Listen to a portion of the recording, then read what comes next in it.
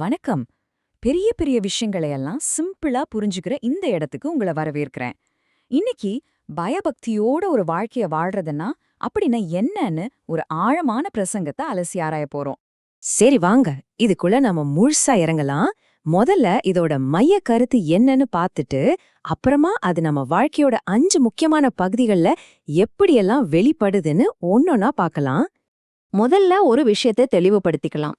தேவனுக்கு பயப்படுறதுன்னு சொல்றாங்களே, அதுக்கு உண்மையிலேயே என்ன அர்த்தம்? அதாவது பயம்னா பேய் படத்துல வர்ற மாதிரி திகிலடையறதில்லை. இது ஒரு ஆழமான மரியாதை, பிரமிப்பு, பக்தி, இந்த உணர்வுகள் எல்லாம் சேர்ந்த ஒரு விஷயம். இந்த மரியாதை தான் நம்ம செயல்களை வடிவமைக்கிறது, ஒரு குறிப்பிட்ட வழியில வாழ வைக்குது. அந்த பிரசங்கத்துல இதத்தான் 10 ஸ்பெசிஃபிக்கான செயல்களா பிரிச்சு சொல்லியிருக்காங்க. சரி, இப்ப நம்மளோட முதல் பகுதிக்குள்ள போகலாம்.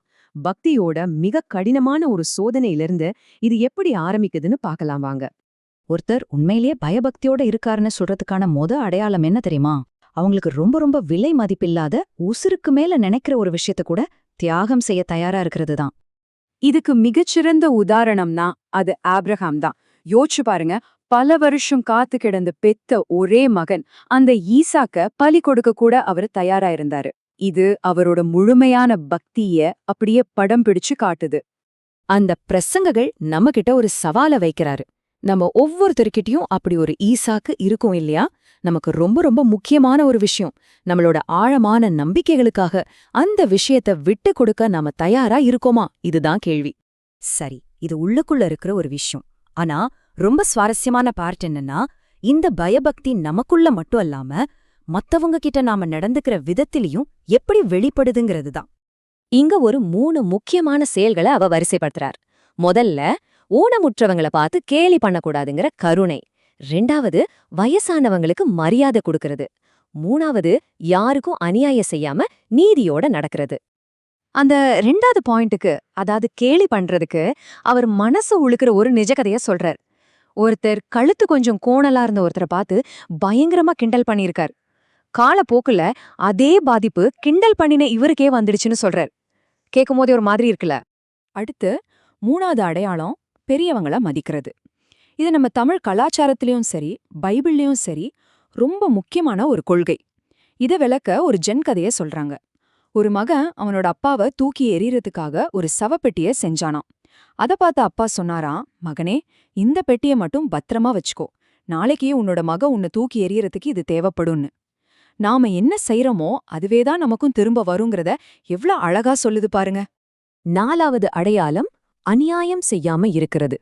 இதுக்கு ஒரு சூப்பரான உதாரணம் சொல்றாங்க. இப்போ ஒரு வீட்ல ஒரு பானை உடைஞ்சிருச்சுன்னு வைங்க. உடைச்சது மாமியார்னா பரவாயில்ல விடு, அது பழைய பானைதானேன்னு சொல்றது. அதே தப்பா மருமகள் செஞ்சா அவளுக்கு ஒரே கவனக்குறைவு, நாங்க இத்தனை வருஷமா பத்திரமா பாத்துக்கிட்டோம்னு சொல்றது. இந்த மாதிரி ஆளுக்கு ஒரு நியாயம் பாக்குறது தான் அநீதி. பயபக்தி உள்ளவங்க கிட்ட இந்த இரட்டை வேடம் இருக்காது. சரி, மத்தவங்க கிட்ட எப்படி நடந்துக்கணும்னு பார்த்தாச்சு. அடுத்து நம்ம பணம், சொத்து விஷயங்கள்ல இந்த பயபக்தி எப்படி வெளிப்படுதுன்னு பார்க்கலாம். இங்க 2 முக்கியமான விஷயங்கள சொல்றாங்க. 5வது அடையாளம் வட்டிக்கு பணம் கொடுக்காம இருக்கிறது. அதாவது அடுத்தவங்களோட கஷ்டத்துல லாபம் பார்க்காம இருக்கிறது. 6வது அடையாளம் தசம பாகத்தை உண்மையா கொடுக்கிறது. தசம பாகம்னா நம்ம வருமானத்துல 10ல ஒரு பங்க நம்பிக்கையோட கொடுக்கிறது. வட்டி வாங்காம கடன் கொடுக்கறது நம்மளோட ஆன்மீக வாழ்க்கைய ரொம்ப ஸ்திரமா உறுதியா வைக்கும்னு அந்த பிரசங்கத்துல சொல்றாங்க. அது மட்டும் இல்ல, இது மத்தவங்கள சுரண்டாம அவங்களுக்கு உதவுறதுக்கான ஒரு வழி. அப்போ 6வது அடையாளமான தசம பாகத்துல ரொம்ப முக்கியமான பாயிண்ட் என்னன்னா, அது வெறும் பணத்தை குடுக்கறது மட்டும் இல்ல, அப்படி தாராளமா கொடுக்கும்போது அதுக்கு பதிலா ஆசிர்வாதம் கண்டிப்பா கிடைக்கும்னு கடவுளோட வாக்குறுதிய நம்புறது.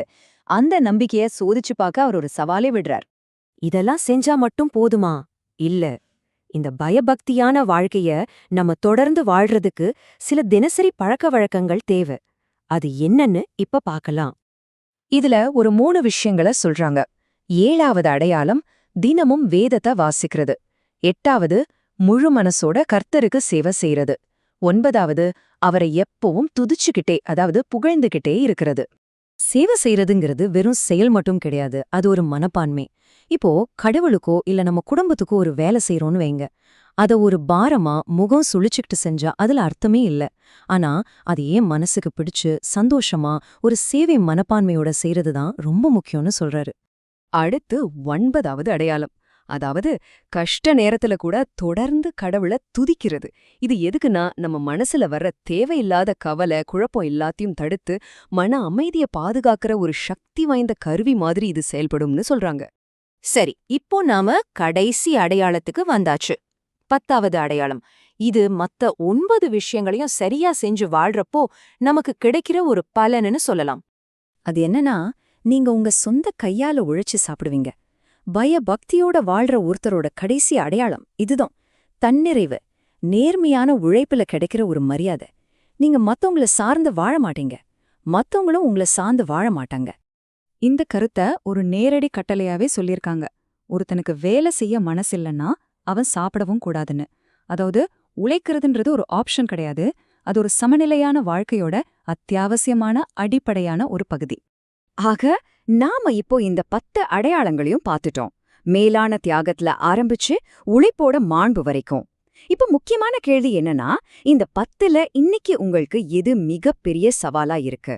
இந்த அடையாளங்கள் என்னன்னு தெரிஞ்சுக்கிறது மட்டும் முக்கியமில்ல, இதெல்லாம் நம்ம வாழ்க்கையோட எப்படி பொருந்துதுன்னு யோசிக்கிறது தான் உண்மையான நோக்கம்.